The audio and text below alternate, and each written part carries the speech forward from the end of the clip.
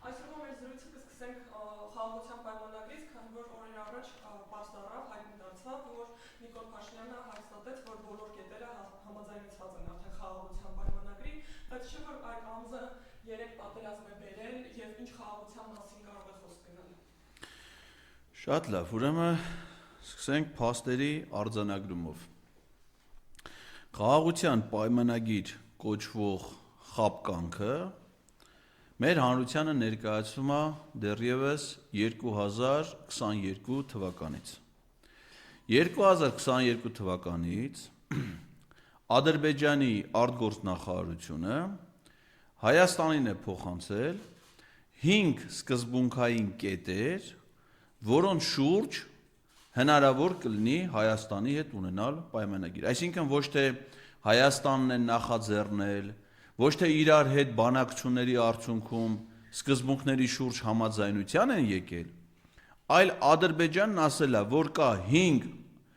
սկզբունքներ, որոնց շուրջ պետք է լինեն այդ բանակցությունները։ Հայկական կողմը, երբ որ ստացել է դրանք, պաշտոնապես ասել է հետևյալը, որ իրենք որևէ առարկություն չունեն այդ 5 սկզբունքային կետերի վերաբերյալ։ Դա ասել է եւ Նիկոլ Փաշինյանը, եւ Արարատ Միրզոյանը, այսինքն միանգամից ընդունել են Ադրբեջանի կողմից առաջադրված սկզբունքները։ Դրանից հետո 2022 թվականի հոկտեմբերի 6-ին, երբ որ հանդիպել են Պրահայում այդ հայտնի կապիտուլյացիան ստորագրելու ժամանակ, այդ ժամանակ Ադրբեջանի արտաքին գործերի նախարար Ceyhun Bayramova ասել է, որ հայկական կողմին փոխանցվել են եւս 12 պարզաբանող կետեր այդ 5 սկզբունքների վերաբերյալ։ Այսինքն դրանք ըստ էության ոչ թե պարզաբանող կետեր են եղել, այլ նոր եւս 12 սկզբունքներ։ Հիմա ուշադրություն, առաջինը 5, երկրորդը 12։ 12-ին որ գումարում ես 5, դառնում է 17։ Հիմա ասում են, որ խաղաղության պայմանագիրը կազմված է 17 կետից, այսինքն Ադրբեջանը ի սկզբանե ներկայացրել է 17 կետից պահանջ։ Ու սկզբից ասում են, որ այդ խաղաղության պայմանագրի շուրջ բանակցություններ են ընթանում եւ դա մոտ է ստորագրման։ Ամբողջ 2023 թվականին Ադրբեջանը ձեն չի հանել, սրանք ասել են, որ խաղաղության պայմանագիրը գրեթե պատրաստ է եւ մինչեւ տարվա վերջ հնարավոր է ստորագրվի։ Դա ասել են ամբողջ 2023 թվականի ընթացքում չի ստորագրվել։ Նույնը կրկնել են ամբողջ 2024 թվականի ընթացքում։ Ասում էին արդեն 60%-ով է պատրաստ, 70%, հետո ասին 80%։ 24 թվականի վերջին Նիկոլ Փաշինյանը Մոսկվայում տես ճեպազրույց է տալել լրագրողներին, ասում են հիմա էլ ենք պատրաստ ստորագրենք։ Հետո ասին ընդամենը 2 կետ համաձայնեցված չի, Նիկոլ Փաշինյանն ասաց բերեք այդ 2 կետը հանենք, այն 15 կետը որ համաձայնեցված է դրանից ստորա։ Հիմա ինչ տարբերություն, 17 կետ է, 20 կետ է, թե 15, որը համաձայնեցրած է ստորագրենք, մյուսի շուրջ շարունակենք բանակցել։ Ադրբեջանն ասաց այդպես բան չի լինելու։ Պետք է 17-ին էլ համաձայնվեք։ Ու իրենք հիմա 17-ին էլ համաձայնվել են։ Այսինքն ոչ թե Ադրբեջանը ինչ որ զիջման է գնացել, ինչ որ մի կետ հանել է, խմբագրել է, այլ իրենք սկզբից համաձայնություն չեն տվել, ենթադրենք, հետո համաձայնություն տվել են ու տես բոլոր կետերին, որովհետև այդ պայմանագրի տեքստը գրվել է Ադրբեջանի արտգործնախարարությունում։ Հայկական կողմը մենակ դրա վրա որոշակի առաջարկություններ արել, գրե ուղարկել Ադրբեջանին եւ Նիկոլ Փաշինյանը խոստովանել է, որ Ադրբեջանում իրեն ստացած առաջարկների վրա գիծ են քաշում, հետ են ուղարկում։ Այսինքն ոչ մի առաջարկ հայկական կողմի Ադրբեջանը չի ընդունել։ Հիմա մեկ էլ հանկարծ Ադրբեջանի արտգործնախարար Ceyhun Bayramova հայտարարում է, որ Հայաստանը պաշտոնապես մեզ տեղեկացրել է, որ բոլոր 17 կետերին համաձայն է։ Դրանից անմիջապես հետո Հայաստանի արտգործնախարարությունը տեղեկատվություն է տարածում, որ Ադրբեջանը հայտարարության մասին պայմանավորվածությունը խախտել է որովհետև իրենք որոշել էին, որ պիտի միասին դրա մասին հայտարեն, բայց Ադրբեջանը շուտ է հայտարարել, բայց ինչ որ ասում է, ճիշտ է ասում, իսկապես Հայաստանը իր համաձայնությունը տվել է, տեղը, ժամը, տեղն ասեք, այդանք ստորագրելու։ Ադրբեջանցիներն էլ ասում են, հələ որ ստորագրելու համար շատ շուտ է։ Դուք ընդամենը համաձայնությունն եք տվել այն պայմաններին, որոնք մենք դրել ենք ձեր առաջ։ Բայց որպեսզի դա ստորագրվի, կան լրացուցիչ պայմաններ, որոնք են այդ լրացուցիչ պայմանները, որոնք Ադրբեջանը առաջադրել է հայկական կողմին։ Սրանց կապակցությամբ ոչ թե պիտի պայմանավորվածություն ձեռք բերվի, համաձայնության գան,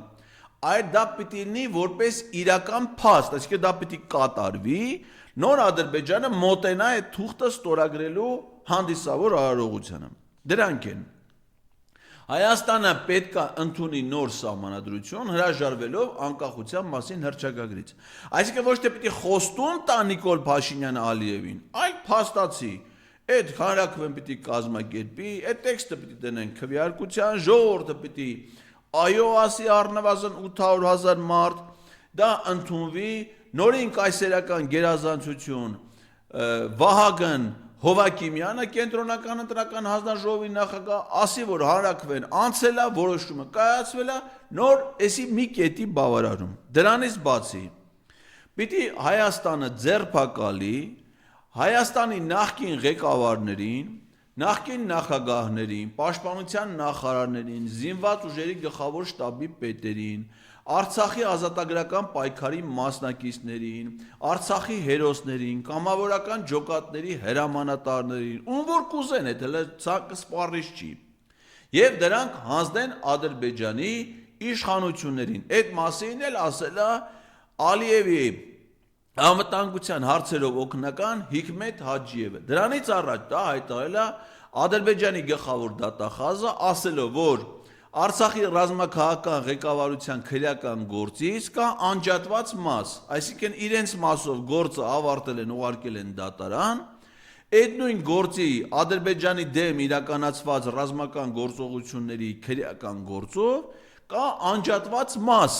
որտեղ կան մեղադրյալներ, որտեղ կան վկաներ, որոնք հիմա գտնվում են Հայաստանում։ Հիկմետ Աջիևը ասում է, դրանք թաքնվում են Հայաստանում։ Պետք է նրանց ձերբակալել եւ հանձնել Ադրբեջանի իշխանություններին։ Սա պայման է։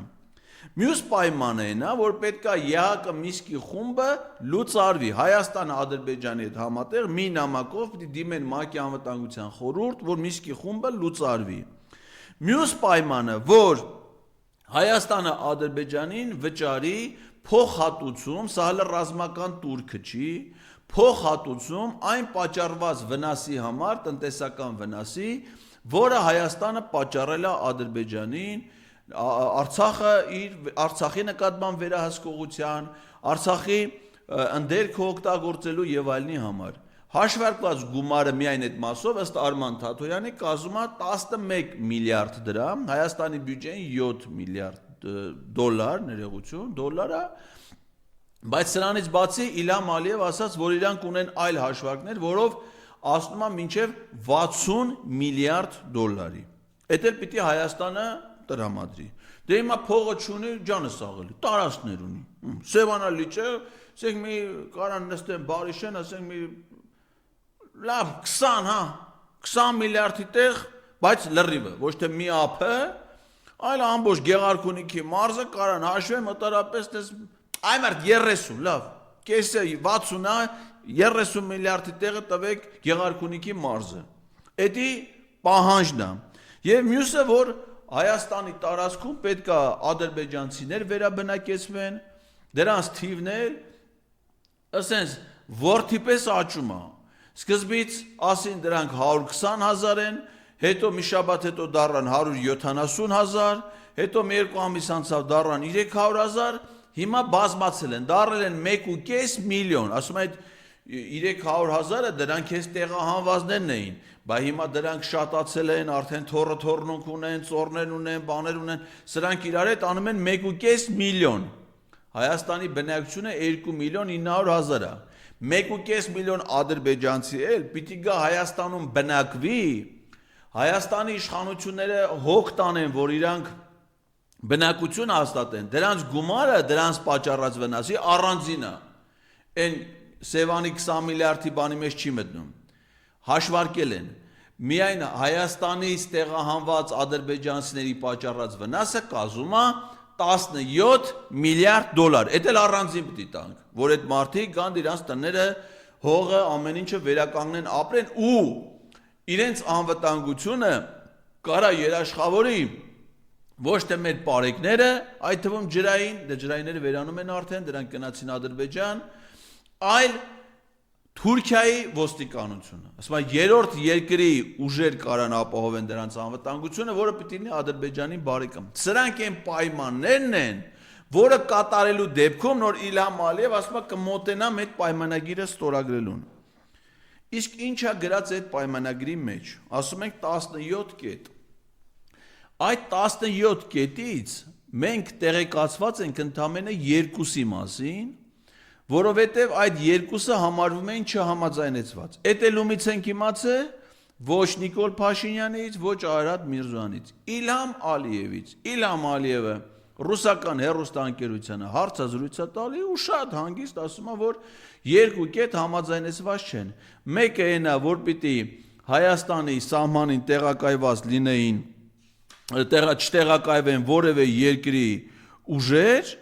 եւ երկրորդը, որ պիտի բոլոր միջազգային ատյաններից հայցերը հետ վերցվեն։ Սրանք համարվում են չհամաձայնեցված կետերը, որոնց նույնպես Նիկոլ Փաշինյանը համաձայնություն տվեց։ Նախորդ շաբաթերը ստեղից ես խոսում էի, ասում էի, որ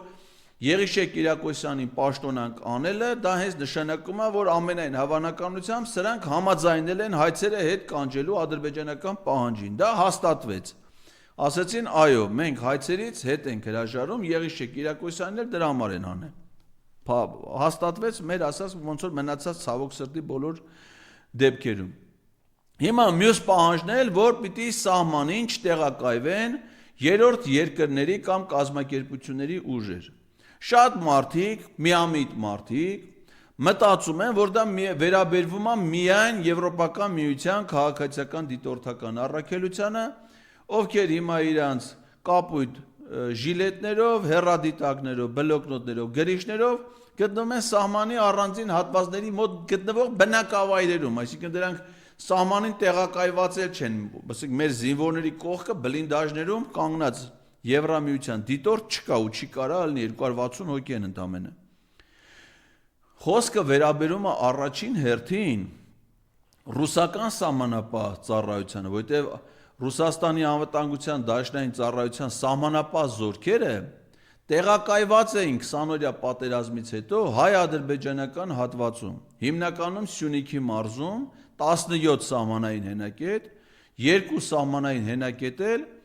Արարատի մարզում Տիգրանաշեն եւ Երասկ բնակավայրերի հատվածում։ 2024 թվականի ընթացքում Նիկոլ Փաշինյանը դրանց բոլորին դուրս է բերել սահմանից։ Տավուշում, Սյունիքում եղել է ռուսական 102 ռազմաբազայի առանձին ստորաբաժանումներ, որոնք նույնպես տեղակայվել էին 44-օրյա պատերազմից հետո հայկական իշխանությունների խնդրանքով։ Դրանք նույնպես 24 թվին դուրս է բերվել։ Եվ երրորդը Հայաստանը ՀԱՊԿ-ի անդամ է եւ ցանկացած պահին, եթե Հայաստանը դիմում է ՀԱՊԿ-ին, ՀԱՊԿ-ը առաջարկել էր 22 թվականի սեպտեմբերի 13-ի դիմումից հետո հայ-ադրբեջանական սահմանին տեղակայել ՀԱՊԿ-ի խաղաղապահ ուժեր, որին դեմ ա եղել միայն Հայաստանը։ Հիմա պարզ է, չէ, որ եթե ՀԱՊԿ-ի զինծառայողներ տեղակայվեն հայ-ադրբեջանական սահմանին, այդ զինծառայողները պիտի տեղակայվեն մեր զինվորների կողքը, իրանց բլինդաժներում, որովհետև Հայաստանը նույնպես ՀԱՊԿ-ի անդամ է, չի կարա ՀԱՊԿ-ի անդամ Հայաստանի զորքը մի տեղ կանգնի, ՀԱՊԿ-ի մյուս զորքերը ուրիշ տեղ կանգնեն, դրանք պիտի միասին կանգնեն, բերեն բարձրացնեն ՀԱՊԿ-ի դրոշը, անդամ պետությունների դրոշները ու կանգնեն։ Դե պարզ է, որ Ադրբեջանի համար անհնար է դառնալու կրակել Ղազախի ուղղությամբ։